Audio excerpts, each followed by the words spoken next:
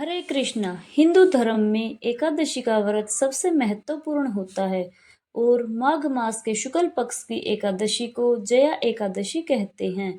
यह एकादशी बहुत ही पुण्यदायी है, जिसका पालन करने से व्यक्ति नीच योनि जैसे भूत प्रेत पिशाच की योनियों से मुक्त हो जाता है।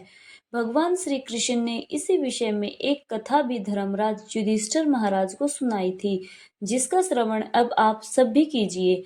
धर्मराज युधिष्ठिर ने भगवान श्री कृष्ण का स्वागत सत्कार और अभिवादन करने के बाद पूछा, हे भगवान, आपने माघ मास के कृष्ण पक्ष की सठ तिला एकादशी का अत्यंत सुंदर वर्णन किया। आप स्वदेशज, अंडज, उद्भिज और जरायुज चारों प्रकार के जीवों के उत्पन्न, पालन तथा नाश करने वाले हैं। अब आप कृपा करके माघ शुक्ल एकादशी का भी वर्णन कीजिए। इसका क्या नाम है, इसके व्रत की क्या विधि है और इसमें कौन से देवता का पूजन किया जाता है। तब श्री कृष्ण कहने लगे, हे राजन, इस एकादशी का नाम जया एकादशी है।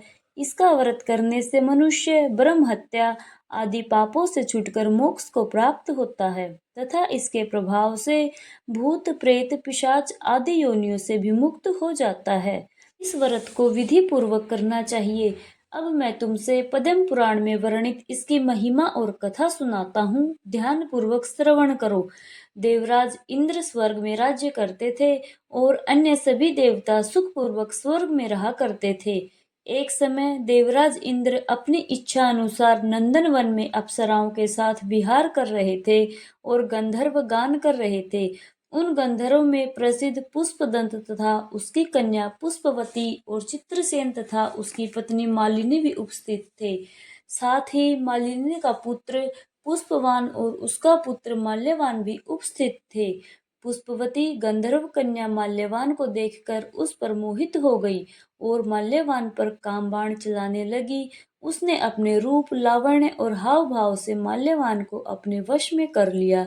हे राजन, वह पुष्पवती अत्यंत सुंदर थी। अब वे इंद्र को प्रसन्न करने के लिए गान करने लगे, परंतु परस्पर मोहित हो जाने के कारण उनका चित्त भ्रमित हो गया था। उनके ठीक प्रकार से ना गाने और स्वर ताल ठीक न होने से इंद्रदेव उनके प्रेम को समझ गए और उन्होंने इसमें अपना अपमान समझकर उनको श्राप दे डाला।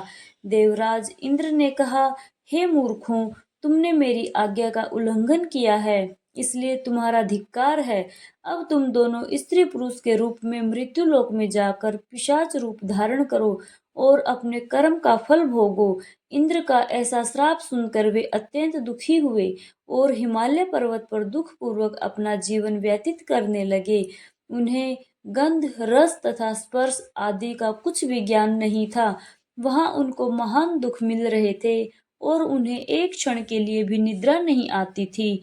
उस जगह अत्यंत शीत था, जिससे उनके रोंगटे खड़े रहते और मारे शीत के दांत बजते रहते।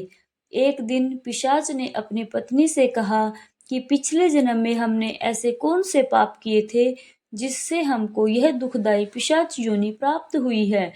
इस पिशाच योनि से तो नरक के दुख सहना भी उत्तम है, अतः हमें अब किसी प्रकार का पाप नहीं करना चाहिए। इस प्रकार विचार करते हुए वे अपने दिन व्यतीत कर रहे थे। तभी देवयोग से माघ मास में शुक्ल पक्ष की जया नामक एकादशी आई। उस दिन उन दोनों ने कुछ भी भोजन नहीं किया, ना ही कोई पाप कर्म किया, केवल फल फूल खाकर ही दिन बिताया और सायंकाल के समय महान दुख से पीपल के वृक्ष के नीचे बैठ गए। उस समय सूर्य भगवान अस्त हो रहे थे।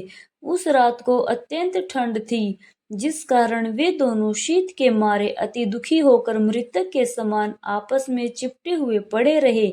उस रात्रि को उनको निद्रा भी नहीं आई। श्री कृष्ण कहते हैं, हे राजन, जया एकादशी के उपवास और रात्रि जागरण के प्रभाव से दूसरे दिन प्रातः होते ही उनकी पिशाच योनि छूट गई।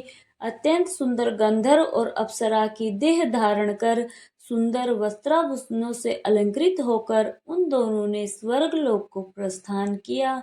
उस समय आकाश में देवता उनकी स्तुति करते हुए पुष्प वर्षा करने लगे। फिर स्वर्ग लोक में जाकर इन दोनों ने देवराज इंद्र को प्रणाम किया। इंद्र इनको अपने पहले के ही रूप में देखकर अत्यंत आश्चर्यचकित हुए और पूछने लगे कि तुमने अपनी पिशाच योनि से किस तरह मुक्ति पाई, सो हमें भी बताओ। माल्यवान ने कहा, हे देवेंद्र, भगवान विष्णु की कृपा और पावन जया एकादशी के व्रत के प्रभाव से ही हमारी पिशाच देह छूटी है। तब इंद्र बोले, हे माल्यवान, भगवान की कृपा और एकादशी का व्रत करने से न केवल तुम्हारी पिशाच योनि छूट गई, वरन हम लोगों के भी तुम वंदनीय हो गए हो, क्योंकि श्री विष्णु और शिव जी के भक्त हम लोगों के लिए वंदनीय हैं। अतः आप धन्य हैं। अब आप पुष्पवती के साथ जाकर विहार करो। इस प्रकार भगवान श्री कृष्ण कहने लगे, हे राजा युधिष्ठिर, इस जया एकादशी के व्रत से बुरी योनि से भी मुक्ति मिल जाती है। जिस मनुष्य ने इस एकादशी का व्रत किया हो, उसने मानो सब यज्ञ, जप, दान आदि कर लिए। जो मनुष्य जया एकादशी का व्रत करते हैं, वे अवश्य ही 1000 वर्ष तक स्वर्ग में वास करते हैं। यह थी जया एकादशी व्रत की कथा। सभी प्रेम से बोली जया एकादशी की जय। हरे कृष्ण।